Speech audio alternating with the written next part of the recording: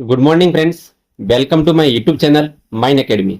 आज अपन बात करने वाले भारत का संविधान का एक इम्पोर्टेंट टॉपिक है, वो है सैद्धांतिक विकास। यहीं से अपन पूरी बुक को सॉल्यूशन करने वाले हैं। जितने भी आरपीएससी आरएसएसएम बोर्ड के द्वारा जितने भी प्रीवियस ईयर एग्जाम में क्वेश्चन पूछे गए, उनकी अपन आज डिटेल में चर्चा करने वाले हैं, जो आपके आने वाले एग्जाम में बहुत हेल्पफुल होने वाले हैं। फोर्थ ग्रेड में यहाँ से क्वेश्चन बनने वाला है। रीट है, रीट में जैसे कि जो कोई लड़का अपने एसएसटी से हैं तो उनके यहाँ से फायदा होने वाला है, ठीक है ना। और अपने पटवार में तो यहाँ से क्वेश्चन बनने वाला ही है। तो अपन ये आज स्टार्ट करते हैं। पहला क्वेश्चन है, भारतीय संविधान के विकास की प्रक्रिया का प्रारंभिक चरण कौन सा था। यानी कि भारत का जो संविधान का जो विकास हो रहा था, उस टाइम में इसकी सबसे पहले इसमें क्या हुआ था। तो सबसे पहले आपके क्या हुआ, रेगुलेट एक्ट 1773 आया था, चार्टर एक्ट 1813, पार्लियामेंट सुधार अधिनियम 1919, भारत सरकार अधिनियम 1858। तो बच्चों सबसे पहले अपने आया था रेगुलिंग एक्ट आया। क्या आया था? रेगुलिंग एक्ट आया था। अब देखो ये जो वाला एक्ट था 1773 का रेगुलेटिंग, पहले क्या होगा रेगु, फिर आपकी लेटिंग, मतलब रेगुलेटिंग एक्ट 1773। इस एक्ट का उद्देश्य था कि भारत में ईस्ट इंडिया कंपनी, कौन सी कंपनी थी? ईस्ट इंडिया कंपनी थी इस टाइम में। ईस्ट इंडिया कंपनी की गतिविधियों को ब्रिटिश सरकार की निगरानी में लाना और इसके अतिरिक्त कंपनी की संचालक समिति में आमूलचूल परिवर्तन करना तथा कंपनी की राजनीतिक अस्तित्व को स्वीकार कर उसके व्यापारिक ढांचे को राजनीतिक कार्यों में के संचालन योग्य भी बनाना इसका मुख्य उद्देश्य था। यानी कि उन्होंने क्या किया, कंपनी का मुख्य कार्य क्या था? व्यापार था। लेकिन उन्होंने फिर बाद में उन्होंने ये विचार किया कि अपन क्या कर लेते, इसका राजनीतिक अस्तित्व भी बना लेने का उन्होंने निर्णय लिया। इस अधिनियम को 1773 ईस्वी में ब्रिटिश जो संसद थी, इसने इसको पास किया और 1774 ईस्वी में इसको लागू किया गया। यानी कि जो आपका रेगुलेटिंग एक्ट था 1773, वो 1774 में लागू हुआ। अधिनियम में प्रथम गवर्नर कौन थे? देखो इसे यहाँ पर प्रथम गवर्नर जनरल वॉरेन हेस्टिंग्स, कौन थे आपके? Warren Hastings. तथा पार्षद आपके फिलिंग फ्रांसिस। देखो यहाँ से कुछ भी इंपोर्टेंट नहीं, ये सारे जो भी है आपको याद रखना है कि इस अधिनियम में प्रथम जो गवर्नर जनरल थे कौन बने थे? वॉरेन हेस्टिंग्स बने थे। कौन बने थे बच्चों? वॉरेन हेस्टिंग्स को बनाया गया इस अधिनियम के तहत। अब देखो एलिजा इम्पे का संबंध किस क्षेत्र से था? शिक्षा के क्षेत्र से, न्यायिक क्षेत्र से, साहित्यिक क्षेत्र से। तो बच्चों जो एलिजा इम्पे है, इसका जो संबंध आपको देखने को मिलता है न्यायिक क्षेत्र से देखने को मिलता है। ये भी आपके लिए बहुत इंपॉर्टेंट है। कलकत्ता में एक सुप्रीम कोर्ट की स्थापना की गई, जिसमें एक आपके मुख्य न्यायाधीश और 3 अन्य न्यायाधीशों को नियुक्त किया गया, जो अंग्रेजी कानून के अनुसार प्रजा के मुक्त होने का निर्णय करने वाला था। उच्चतम न्यायालय 1774 ईस्वी में गठित किया गया और सर एलिजा इम्पे थी, इसको इसका मुख्य न्यायाधीश बनाया गया। तथा चैम्बर्स, लिमेस्टर और हाइड अन्य न्यायाधीश नियुक्त किए। यानी कि एक तो अपना मुख्य न्यायाधीश हो गया और 3 इन्होंने क्या किया, अन्य न्यायाधीशों की उन्होंने नियुक्ति करने का काम किया था। अब देखो 1774 ईस्वी में कलकत्ता में स्थापित उच्चतम न्यायालय में मुख्य न्यायाधीश सहित कुल न्यायाधीशों की संख्या कितनी थी? तो बच्चों यहाँ पर जो एक तो अपने क्या था, मुख्य न्यायाधीश था, 3 उन्होंने अन्य न्यायाधीशों को नियुक्ति की थी। तो टोटल देखो यहाँ पर कितने हो गए? 4 हो जाते हैं। अपने कितने हो जाते हैं? टोटल 4 हो जाते हैं, ठीक है ना। अपने मुख्य न्यायाधीश सहित कितने थे? टोटल 4 थे। अब देखो किस अधिनियम के द्वारा बोर्ड ऑफ कंट्रोल, किस अधिनियम के द्वारा बोर्ड ऑफ कंट्रोल की स्थापना की गई? Charter act 1833, Pitt's India act 1784, regulating act 1773, Bharat सरकार अधिनियम 1858। तो बच्चों आपका राइट आंसर हो जाएगा पिट्स इंडिया एक्ट 1784। इस अधिनियम के तहत बोर्ड ऑफ कंट्रोल की स्थापना की गई। Pitt's India act 1784 regulating act में व्याप्त कमियों को दूर करने के लिए सरकार ने इस एक्ट को पारित किया। कमिश्नरों के एक बोर्ड का गठन किया गया, जिसमें भारत में अंग्रेजी क्षेत्र पर नियंत्रण का पूरा अधिकार दे दिया गया। संचालक यहाँ बोर्ड ऑफ कंट्रोल की अनुमति के बिना गवर्नर जनरल को किसी भी भारतीय नरेश के साथ संघर्ष आरंभ करने या किसी राज्य को अन्य राज्यों के आक्रमण के विरुद्ध सहायता आश्वासन देने का अधिकार नहीं था, ठीक है। इस अधिनियम द्वारा कंपनी के संविधान में मुख्य परिवर्तन करते हुए उसके राजनीतिक व्यापारिक कार्य को अलग अलग कर दिया। परीक्षा में आपके क्वेश्चन बन सकता है बच्चों कि किस अधिनियम के तहत जो अपनी कंपनी थी, इस कंपनी को राजनीतिक और अपने व्यापारिक कार्य को क्या कर दिया? अलग अलग कर दिया, दोनों को अलग अलग कर दिया। आप क्या करो? व्यापार करो आप क्या करो, राजनीति करो। तो ये अपना फायदा था, ठीक है ना। कौन सा एक्ट था वो? Pitt's India act 1784। अब देखो यहाँ पर क्वेश्चन बन रहा है, किस अधिनियम के द्वारा ईस्ट इंडिया जो कंपनी थी, ठीक है, ईस्ट इंडिया कंपनी थी, के इसके व्यापारिक एवं जो उसके जो अपनी क्या थी राजनीतिक, इसके कार्यों को अलग कर दिया गया। तो बच्चों वो कौन सा एक्ट था आपका? एक्ट था 1784। इस एक्ट के तहत दोनों काम अलग अलग, कंपनी को बोला आप भाई साहब ये अपना काम करो और आप ये काम करो, ठीक है ना। दो भाइयों को अलग अलग बांट दिया, राजनीतिक और अपने व्यापारिक काम को। किस एक्ट के द्वारा सिविल सेवकों के चयन के लिए खुली प्रतियोगिता का आयोजन शुरू किया गया? ये बच्चों वेरी वेरी इंपॉर्टेंट है कि कौन सा एक्ट था जिसमें जो सिविल सेवक होते हैं, कौन होते हैं बच्चों? सिविल सेवक होते हैं, उनके जो चयन प्रक्रिया होती है के लिए खुली प्रतियोगिता का आयोजन शुरू किया गया। वो बच्चों आपके एक्ट था 1853 वाला, ठीक है ना। वो कौन सा एक्ट था? 1853 वाला था। यहाँ से थोड़े थोड़े आप देख लो कि भाई इस एक्ट में ये हुआ था, ज्यादा आपको देखने की जरूरत नहीं है। 1853 का बच्चों जो चार्टर एक्ट था, इस अधिनियम के तहत कंपनी को ब्रिटिश सरकार की ओर से भारत का क्षेत्र के ट्रस्ट के रूप में तब तक रखने की आज्ञा दी गई जब तक कि ब्रिटिश संसद ऐसा चाहे।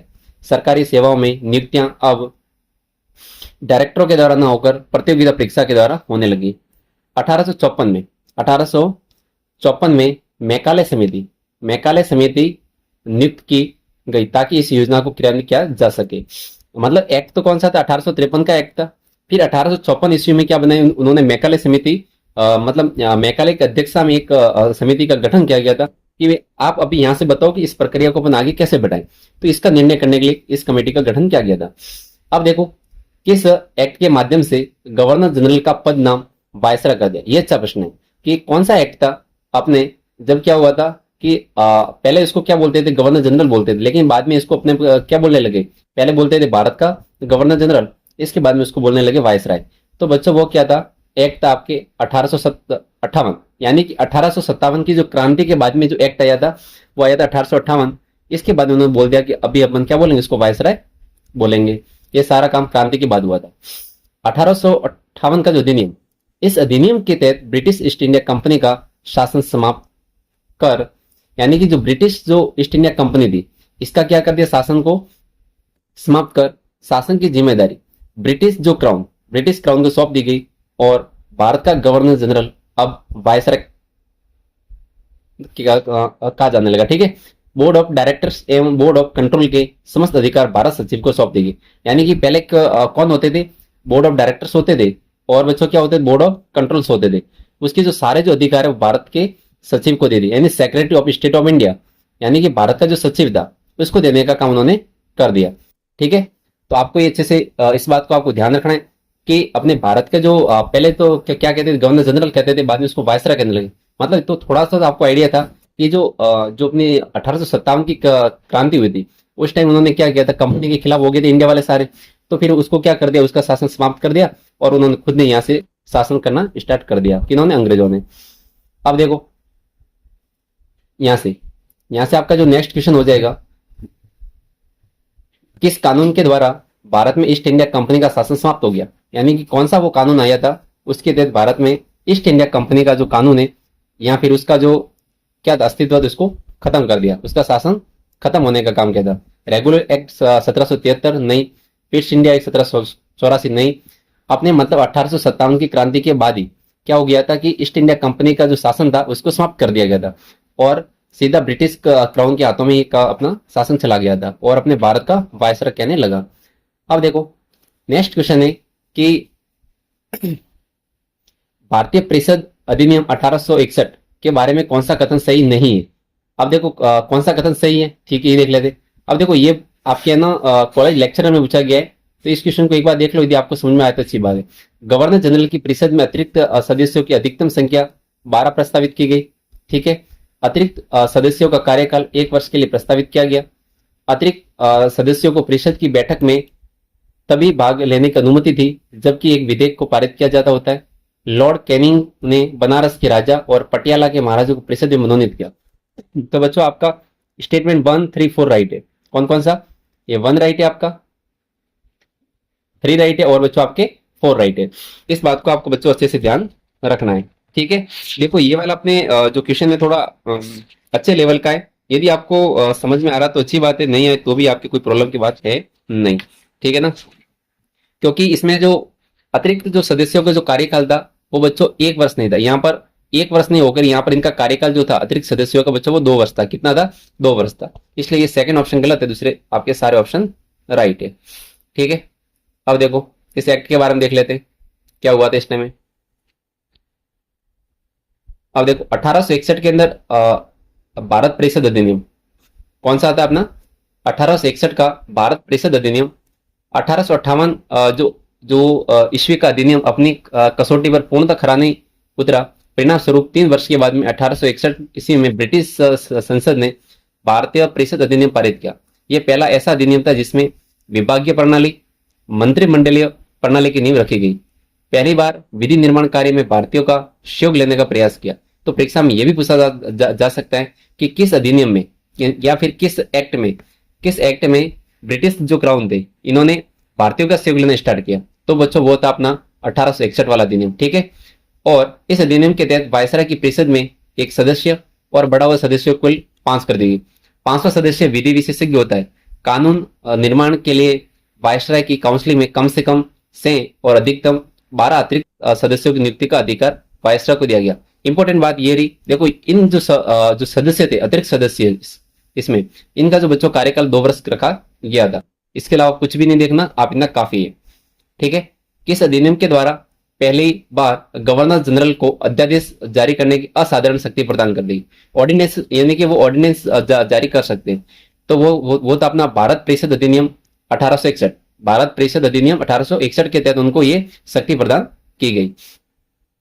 अब देखो नेक्स्ट क्वेश्चन है, भारतीय परिषद अधिनियम 1892 की मुख्य विशेषता क्या थी? यानी कि भारतीय परिषद अधिनियम 1892 की मुख्य विशेषता इसमें से आपको कौन सी देखने को मिलती है? इसमें क्या क्या था कि अतिरिक्त सदस्यों की संख्या में 60 तक की वृद्धि, अतिरिक्त सदस्यों को सार्वजनिक हित के मुद्दों पर प्रश्न पूछने का अधिकार दिया गया। ये अच्छा बात थी कि इसमें क्या था उन्होंने कि अतिरिक्त जो सदस्य थे, ठीक है ना, उनको सार्वजनिक हित यानी कि जनता के इसमें क्या बेनिफिट्स हो सकते हैं उसको उन्होंने इसमें इंक्लूड करने की बात की थी। ठीक है ना, यानी कि आप इसको प्रश्न पूछ सकते हैं यहाँ पे।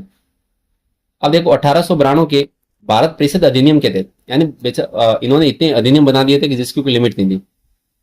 इसमें इन्होंने क्या किया, जो अतिरिक्त जो सदस्य थे, जो बच्चों आपके अतिरिक्त जो सदस्य थे यहाँ पर आपको देखने को मिलते थे, तो उन्होंने क्या किया, जो अतिरिक्त सदस्य थे उनकी संख्या को बढ़ाकर कम से कम 10 व अधिकतम उन्होंने कितनी कर दी? 16 कर दी। इसके अलावा परिषद के सदस्यों को कुछ अधिकार मिले। ठीक है ना, यानी कि वार्षिक बजट पर वाद विवाद कर सकते हैं, वो प्रश्न पूछ सकते हैं, परंतु मत विभाजन का अधिकार नहीं दिया। अब देखो ये उन्होंने क्या किया, इंट के रूप में छोड़ दिया कि भाई काफी है। इसके अलावा अतिरिक्त सदस्यों को बजट से संबंधित विशेष अधिकार था, परंतु पूरक प्रश्न नहीं कर सकते। तो ये भी इसमें उन्होंने क्या कर रखे, 1892 में भी कमी रख ली। ठीक है, ऊपर से बच्चों पढ़ लो, ज्यादा इसको डिटेल में यहाँ से देखने की जरूरत नहीं है। ठीक है ना, निम्नलिखित में से किस अधिनियम के अंतर्गत अंग्रेजों ने भारत में पहली बार सांप्रदायिक निर्वाचक मंडल प्रणाली को आरंभ किया?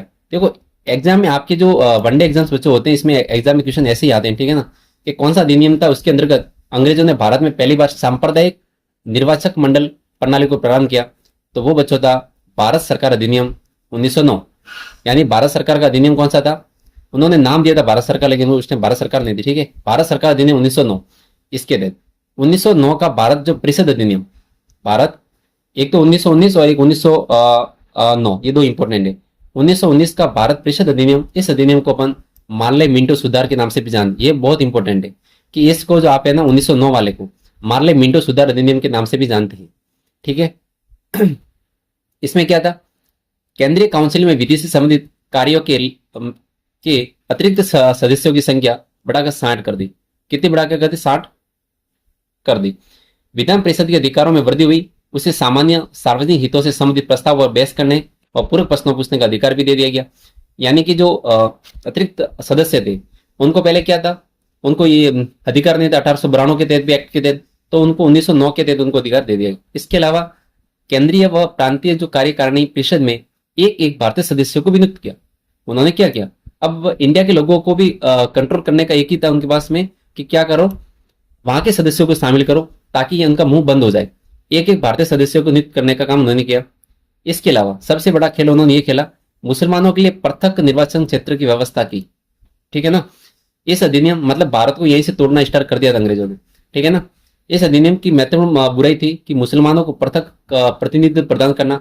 रैमजे रैमजे मैकडोनाल्ड ने लिखा था कि मार्ले मिंटो सुधार जनतंत्रवाद और नौकरशाही के बीच एक अधूरा और अल्पकालीन समझौता है। ठीक है ना। ऐसा कहने वाले कौन थे? मैकडोनाल्ड। कौन थे आपके? मैकडोनाल्ड थे, रैमजे मैकडोनाल्ड। नहीं, ब्रिटेन द्वारा भारत में किए गए निम्नलिखित में से सबसे कम अवधि, इसमें से कौन सा जो एक्ट था जो सबसे कम अवधि तक चला था? तो वो बच्चा होता है आपका इंडियन काउंसिल एक्ट 1909। क्योंकि जैसे ही वो 1909 में आया तो वापस इसमें संशोधन कर दिया गया 1919 के तहत। ठीक है ना। इस कारण जो सबसे कम अवधि तक चला था आपने वो था इंडियन काउंसिल एक्ट 1909। अब देखो, गवर्नर जनरल की कार्यकारी परिषद में पहली बार भारतीय सदस्यों की नियुक्ति किस अधिनियम के तहत की गई? तो बच्चों ये शानदार क्वेश्चन है। यानी कि कौन सा वो अधिनियम था जिसके तहत भारतीय सदस्यों की काउंसिल में शामिल किया गया? तो बच्चों वो था भारत परिषद अधिनियम या भारत परिषद अधिनियम 1909। इस अधिनियम के तहत भारतीय लोगों को इसमें शामिल करने का काम अंग्रेजों ने किया था। ठीक है। अब देखो नेक्स्ट क्वेश्चन अपन देखते हैं यहां से।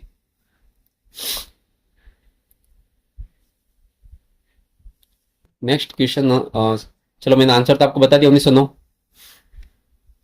ठीक है।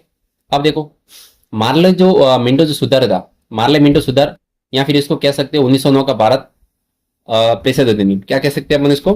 भारत परिषद अधिनियम कह सकते हैं। ठीक है ना। अब देखो यहाँ से सीईटी में क्वेश्चन पूछा जा गया है, तो नेक्स्ट सीईटी में भी आपके यहाँ से क्वेश्चन काम में बच्चों आने वाला है। ठीक है। तो इसका मुख्य उद्देश्य क्या था? शिक्षा को बढ़ावा देना था इसका, प्रांतीय विधान सभा में दलितों के लिए आरक्षित सीटें, मुसलमानों के अलग निर्वाचक मंडल, इसके अलावा केंद्रीय विधान परिषद में सदस्यों की संख्या में बढ़ोतरी। तो ये क्या बोल रहा है कि मार्ले मिंटो जो सुधारों का जो उद्देश्य, मुख्य उद्देश्य क्या था? इसका बच्चों मुख्य उद्देश्य था कि मुसलमानों के लिए अलग निर्वाचक मंडल। ठीक है ना। उन्होंने यहाँ पर सांप्रदायिक भावना का खेल खेला था। ठीक है ना।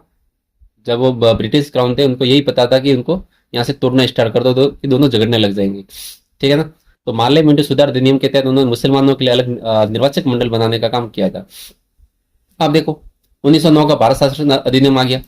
1909 के अधिनियम के अंतर्गत प्रांतीय प्रशासन में जो महान परिवर्तन आया वो क्या था? क्या परिवर्तन आया था?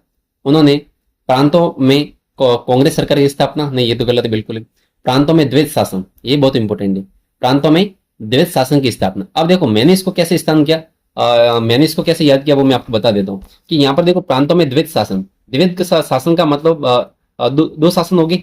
तो देखो 1919 में भी 19 भी दो बार है। 1919 में 19 भी आपके बच्चों क्या दो बार है? यहाँ पर भी 19 आ रहा है, यहाँ पर भी 19 आ रहा है।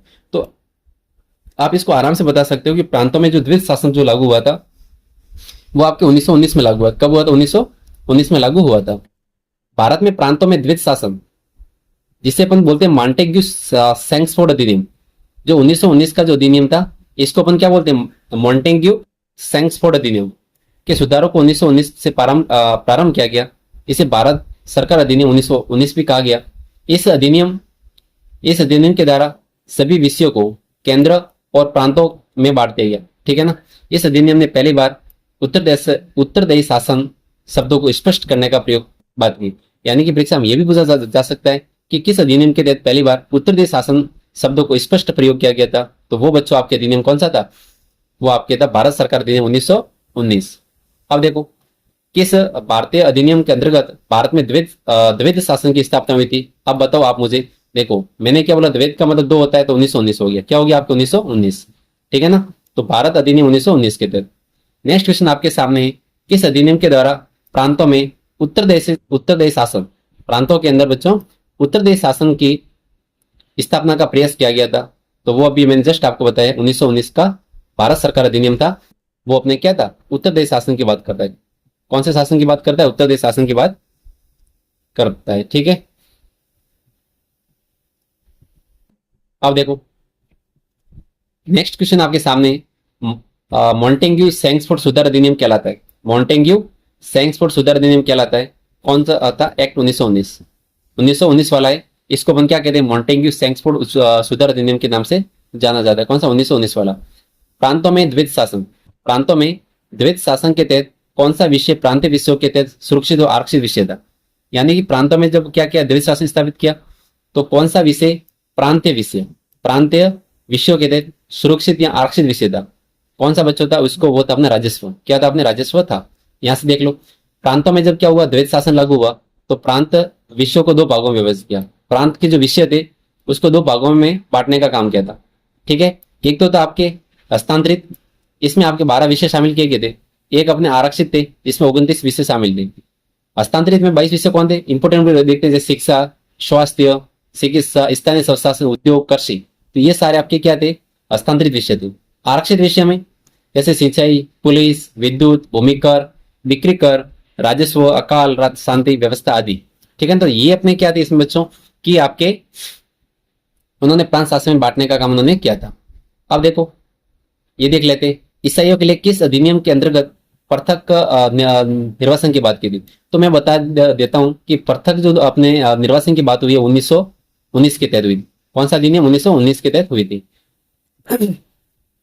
सांप्रदायिक निर्वाचन पद्धति का विस्तार। सांप्रदायिक जो पद्धति का जो विस्तार है, मुसलमानों के साथ साथ सिख, भारतीय ईसाई, एंग्लो इंडियंस, मद्रासी, गैर ब्राह्मण आदि को संप्रदाय के आधार पर स्थान दिए गए थे। वो कौन सा अधिनियम था, 1919 वाला अधिनियम था।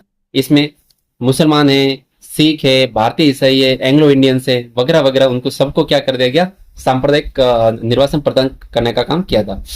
अब देखो ये सारे अपने सेकंड ग्रेड के क्वेश्चन है। भारत सरकार अधिनियम 1919, भारत सरकार अधिनियम 1919 के संबंध में निम्न में से कौन सी इसकी विशेषता सही नहीं है। अब देखो यहां से अपन देखते हैं कि जो भारत सरकार जो अधिनियम 1919 था, कौन सा था बच्चों, भारत सरकार अधिनियम 1919, इसके संबंध में कौन सी विशेषता सही नहीं थी। तो आप मुझे कमेंट बॉक्स में इसका आंसर बताओ। ठीक है, पहला ऑप्शन आपके सामने है कि इसने शासन की एक दोहरी योजना पेश की, जिसे सामान्यतः डायरेक्टि कहा गया। क्या कहा गया, डायरेक्टि। एंड इसने शासन की दोहरी योजना, ठीक है, ये बात एकदम राइट है। ये देश के द्विपक्षीय और प्रत्यक्ष चुनाव की बात करता है। ये देश के प्रत्यक्ष एवं द्विपक्षीय चुनाव की बात करता है, ये भी बात राइट है। यह अलग मतदाता प्रदान करके सांप्रदायिक प्रतिनिधित्व के सिद्धांत का समर्थन नहीं करता। अब बच्चों देखो, ये भाई साहब ने यहाँ पर क्या लिख दिया कि सांप्रदायिक जो प्रतिनिधित्व है इसके सिद्धांत का समर्थन नहीं करता। कौन, 1919।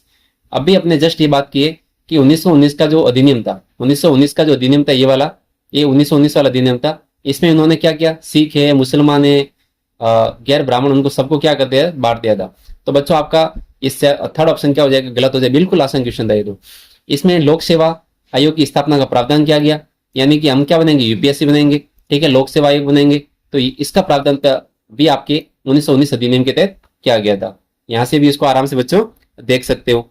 अब देखो नेक्स्ट क्वेश्चन आपके सामने है कि इसका ऑप्शन 3 है, वो मैंने आपको बता दिया। ठीक है, निम्नलिखित में से कौन सी एक भारतीय शासन अधिनियम 1919 की विशेषता नहीं है। आप आराम से बता सकते हो। केंद्र में द्वि सदनात्मक विधायिका, ये बात एकदम राइट है। प्रत्यक्ष निर्वाचन, ये भी बात राइट है। केंद्र में द्वैत शासन, क्या अपन ये बात की थी, केंद्र में द्वैत शासन नहीं, तो ये बात अपने क्या हो जाएगी बच्चों, गलत हो जाएगी। केंद्रीय एवं प्रांतीय विधानमंडलों की विधान निर्माण शक्ति, ये अच्छी सी बात आपको ध्यान रखना है कि केंद्रीय एवं प्रांतीय विधानमंडलों की विधान निर्माण शक्ति। केंद्र में द्वैत शासन, भारत शासन अधिनियम 1935 की विशेषता है। यानी कि अपने जो प्रांतों के अंदर आया था, कहां पर बच्चों आया था, प्रांतों में, वो तो आपके आया था 1919 में। प्रांतों के अंदर तो कब आया था, 1919 में आया था। कहां पर, आपके प्रांतों में। यदि कोई प्रांत पूछे, क्या बच्चों पूछे, यदि प्रांत पूछता है तब तो आपको क्या करना है, 1919 द्वैत शासन। लेकिन पहले तो हमेशा है ना, प्रांत क्या होते, छोटी जगह होती है, छोटे छोटे प्रांत होते हैं। फिर अपने क्या होते हैं, केंद्र। तो हमेशा पहले क्या होते हैं, छोटे लेवल पे कोई भी रूल्स होते हैं वो छोटे लेवल पे लागू करते, फिर अपन क्या करते हैं, बड़े लेवल पे उसको लागू करते हैं। तो सबसे पहले प्रांत अपने प्रांतों में द्वैत शासन है 1919। तो 1919 के तहत अपने केंद्र में द्वैत शासन नहीं है। फिर 1919 के बाद में जो एक अधिनियम आया था, भारत सरकार का अधिनियम 1935, भारत सरकार का अधिनियम 1935 है, उसके तहत क्या किया उन्होंने, केंद्र में द्वैत शासन स्थापित करने की बात उन्होंने की थी। ये बात बच्चों आपको अच्छे से ध्यान रखनी है। अब देखो 1919 के अधिनियम ने भारत में पहली बार किस व्यवस्था की शुरुआत की, वयस्क मताधिकार, संघीय न्यायपालिका, प्रांतीय स्वायत्त। बच्चों इसमें सबसे बड़ी बात थी प्रत्यक्ष निर्वाचन। जो 1919 का जो अधिनियम था भारत सरकार का, ठीक है ना, तो इसमें आपके पहली बार प्रत्यक्ष निर्वाचन की बात की गई थी, ठीक है। अब देखो इसमें तो थोड़ा सा देख लेते हैं। निर्वाचन व मताधिकार से संबंधित प्रावधान, इस अधिनियम के द्वारा पहली बार प्रत्यक्ष निर्वाचन की प्रक्रिया आरंभ की गई, इसका विस्तार किया गया और लगभग 10% भारत की जनता को मताधिकार प्राप्त हुआ। केवल वे ही व्यक्ति कुछ निश्चित संपत्ति और शैक्षिक योग्यता पूरी करते थे, उनके मताधिकार योग्य थे। और अपने मॉन्टेग्यू सैम्सफोर्ड रिपोर्ट में, मॉन्टेग्यू सैम्सफोर्ड जो रिपोर्ट थी, इसका मतलब आपको 1919 की बात कर रहा है, ठीक है, में सांप्रदायिक निर्वाचन जो प्रणाली की निंदा की गई। क्या कि उन्होंने मॉन्टेग्यू सैम्सफोर्ड रिपोर्ट में सांप्रदायिक जो निर्वाचन प्रणाली थी उसको निंदा की गई, परंतु इस अधिनियम में इसे न केवल मुसलमानों के लिए बनाए रखा, अपितु पंजाब में सिखों के लिए 3 प्रांत छोड़कर शेष प्रांतों में यूरोपियन के लिए, 2 प्रांतों में आंग्ल भारतीय के लिए और 1 प्रांत जो था अपने भारतीय ईसाइयों के लिए लागू कर दिया गया। तो जो मॉन्टेग्यू सैम्सफोर्ड जो रिपोर्ट बनी थी उसमें तो इसका विरोध किया गया था, लेकिन इसको लागू भी इसी में किया था, ठीक है ना। अब देखो भारत सरकार अधिनियम 1919 के तहत भारतीय जनसंख्या के किस वर्ग को वोट देने का अधिकार था। तो इसमें क्या था कि केवल वे पुरुष जो कुछ निश्चित संपत्ति और शैक्षिक योग्यता पूरी करते हैं उनको अधिकार दिया गया था। अपने महिला को तो उनको अधिकार था भी नहीं इस अधिनियम के तहत, ठीक है। अब देखो बच्चों, किस अधिनियम के तहत लोक सेवा आयोग यानी यूपीएससी का जो गठन करने का प्रयास किया था, वो बच्चों था एक्ट आपके 1919 के एक्ट के तहत लोक सेवा आयोग के गठन का प्रयास की बात उन्होंने की थी। भारत शासन अधिनियम 1919 के तहत गठित राज्य परिषद, कौन सी परिषद थी बच्चों? राज्य परिषद, काउंसिल ऑफ स्टेट्स के पहले अध्यक्ष कौन थे? Very very important.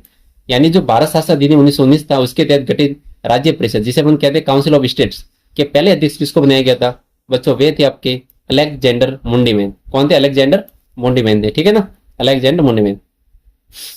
भारत सरकार अधिनियम 1919 के कितने विषयों को केंद्रीय, यानी कि आज भी अपने पास होती है केंद्रीय सूची होती है, संघ सूची, केंद्रीय सूची होती है, अपने राज्य सूची होती है और अपने संपत्ति सूची होती है, तो उस टाइम भी थी। तो उन्होंने केंद्रीय सूची या संघ सूची में सम्मिलित जो विषय थे वो बच्चों कितने थे? 47 थे। कितने थे? 47 आपको देखने को मिलते हैं। तो ये भी बात आपको अच्छे से बच्चों ध्यान रखने की जरूरत है। दूसरी बात अपन अभी बात कर रहे हैं, नेक्स्ट बात आपके सामने है, वो है 1919 के अधिनियम में संघ सूची में कौन सा सूची थी? अपने संघ, यानी कि जो केंद्र सरकार के अंडर में रहती है, उस सूची में बच्चों आपके 47 विषय थे। और बात करते हैं अपन राज्य या प्रांतीय सूची, राज्य या प्रांतीय सूची में 50 विषय थे। कितने थे? राज्य प्रांतीय सूची में 50 विषय शामिल किए गए थे। अब बात आती है केंद्रीय विधानसभा। केंद्रीय विधानसभा के निम्नलिखित में से कौन सा निर्वाचन भारत शासन अधिनियम 1919 के तहत हुआ? यानी केंद्रीय विधानसभा के निम्नलिखित में से कौन सा निर्वाचन भारत शासन अधिनियम 1919 के तहत हुआ? ये बोल रहा है, तो इसका आंसर आपकी क्या बोला? 1 और 3, यानी कि 1926 और 1945, ठीक है ना। ये इतना इंपोर्टेंट क्वेश्चन नहीं, देख लो, ये आपके इतने लेवल का क्वेश्चन नहीं आएगा। 1919 के भारत सरकार अधिनियम के द्वारा केंद्रीय विधानसभा, जो अपनी केंद्रीय जो विधानसभा थी, ठीक है ना, विधानसभा की कुल संख्या के कितने सदस्य निर्वाचित होने का प्रावधान था? तो बच्चों वो थे 5/7, 5/7 यानी 5/7 थे, ठीक है। अब देख लेते विधानसभा, लेजिस्लेटिव असेंबली में कुल सदस्य कितने थे? 1919 के जो अधिनियम के थे 145 सदस्य थे। इसमें से 104 सदस्य तो क्या होते थे? निर्वाचित होते थे। 104 सदस्य निर्वाचित और 41 सदस्य क्या होते थे? मनोनीत। 41 सदस्य क्या होते थे बच्चों? मनोनीत होते थे। और 26 क्या होते? कर्मचारी और 15 अपने गैर सरकारी होते थे। यानी कि 26 तो क्या होते थे? सरकारी और 15 गैर सरकारी। राज्य परिषद की बात करें, यदि अपने स्टेट का काउंसिल की बात करें, तो इसमें कितने सदस्य थे? 60 सदस्य थे, ठीक है ना। तो उसका 34%, 34 तो क्या होते थे? निर्वाचित होते थे। 26 मनोनीत। आपको ये याद रखना है कि 34 क्या होते थे? निर्वाचित होते। इस बात को बच्चों आपको ध्यान रखना है। नेक्स्ट क्वेश्चन आपके सामने, भारत शासन अधिनियम 1919 के प्रावधानों के अंतर्गत विधानसभा में गैर निर्वाचित सदस्य, गैर निर्वाचित सदस्य की संख्या कितनी थी? तो गैर थे वो कितने थे बच्चों? 26 थे। कितने थे आपके गैर सरकारी सदस्य? कितने थे बच्चों आपके? 26 थे। इसी के साथ अपन बच्चों इस वीडियो को यहीं पे खत्म करते हैं, क्योंकि इसका अपन सेकंड पार्ट लेके आएंगे, क्योंकि अभी इतने कितने और क्वेश्चन है, ठीक है ना। तो उसका सेकंड पार्ट का बच्चों आपको वेट करना है, ठीक है ना। आप वेट एंड वॉच कीजिए, और अपने चैनल को क्या करना है बताओ मेरे को? सब्सक्राइब करना है, वीडियो को लाइक करना है, और अपने बच्चों फ्रेंड्स के साथ इस वीडियो को शेयर भी करना है। और ये देखो अभी सदस्य संख्या का मैंने वापस आपके सामने इसका प्रेजेंट कर लिया अच्छे से एक बार, और ये आप याद कर लो कि कितने सदस्य इसमें मनोनीत होते हैं, कितने सदस्य निर्वाचित होते हैं विधानसभा में, ठीक है ना। ये अभी का नहीं, वो पहले का था। और तो इसी के साथ अपन वीडियो को बच्चों यहीं भी खत्म करते हैं, ठीक है ना। Thank you.